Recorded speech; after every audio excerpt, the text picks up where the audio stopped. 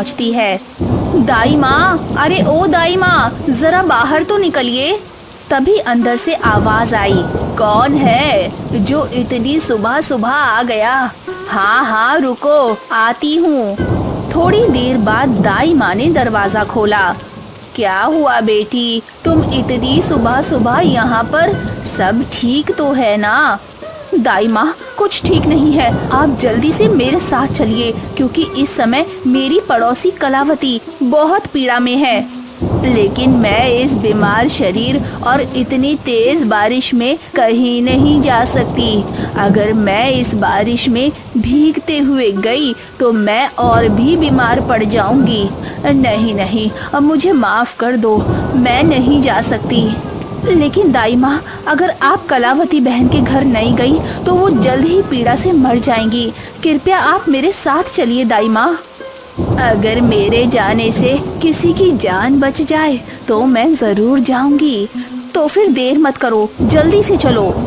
ममता दाई माँ को लेकर कलावती के घर पहुँची। वहीं दूसरी तरफ कलावती दर्द से चीख रही थी। माँ, दूर रखो इस बच्ची को हमसे। अब मैं इन लोगों से कोई मतलब नहीं रखना चाहता।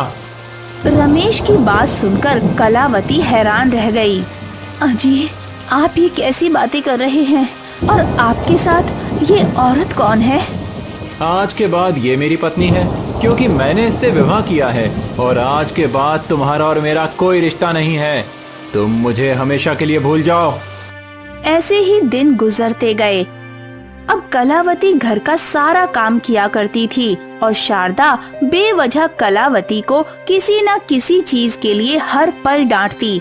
ऐसे ही करते झोपड़ी बनाने का सामान इकट्ठा करने के लिए अलग अलग दिशाओं में जाना तय किया। कलावती लकड़ियां और बांस लेने गई, जबकि उसकी बेटी ने घास और पत्तियां जमा की। थोड़ी ही देर में वे दोनों अपनी अपनी सामग्री लेकर वापस आ गए और मिलकर एक सुंदर सी झोपड़ी बना डाली। अब उनका एक नया ठिकाना था जहां वे सुरक्षित महसूस कर सकते थे। माँ, जरा देखो तो, हमारा घर देखने में कितना सुंदर लग रहा है। आज से हम इसी नए घर में रहेंगे। हाँ बेटी, कर उन्हीं पैसों से घर के लिए राशन भी ले आती हूँ। हाँ माँ, ये ठीक रहेगा, फिर तुम जाओ। कलावती जंगल से सूखी लकड़ियाँ इकट्ठा करके बाजार में बेचने चली गई और उन्हें बेचकर घर के लिए चावल ले आई। बेटी, लकड़ियाँ बेचकर तो बस यही थोड़े से सूखे चावल ला पाई हूँ। चलो ठीक है माँ, कोई बात नहीं, आज हम सूखे चावल ही बनाकर खा लेंगे। फिर आप कुछ दिनों बाद देखना, सब कुछ ठीक हो जाएगा और हम सब हंसी खुशी रहने लगेंगे। हाँ बेटी, भगवान ने चाहा तो यही होगा। शाम को माँ बेटी सूखे चावल ही खाकर सो जाती हैं।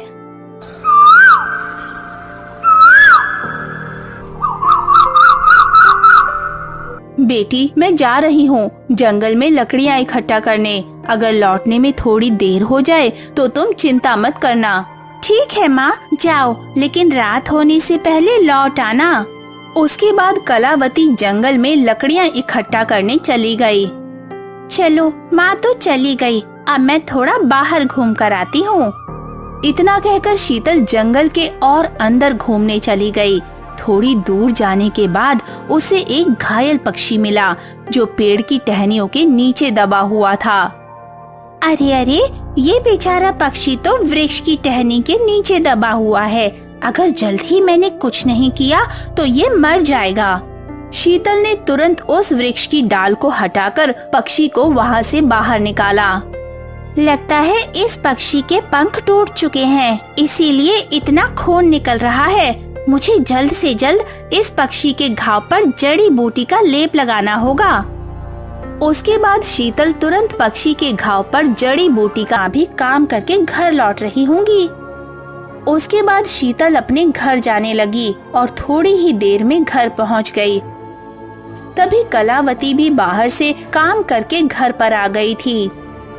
बेटी, दिन भर काम करके थक गई हूँ, थोड़ा सा पानी पिला दो। हाँ है, आज मैं काम पर भी नहीं जा पाऊंगी।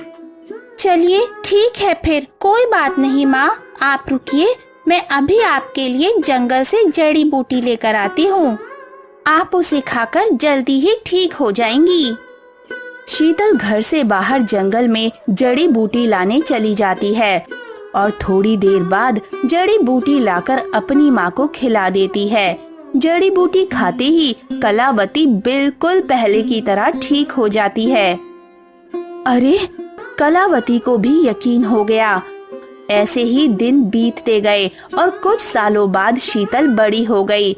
वो अब अपनी शक्तियों का इस्तेमाल करते हुए जंगल से जड़ी बूटियां इकट्ठा करती और उनसे तरह तरह की बीमारियों की दवाइयां बनाती थी। जल्द ही उसकी बनाई हुई दवाइयां समृद्ध जीवन बिता रहे थे।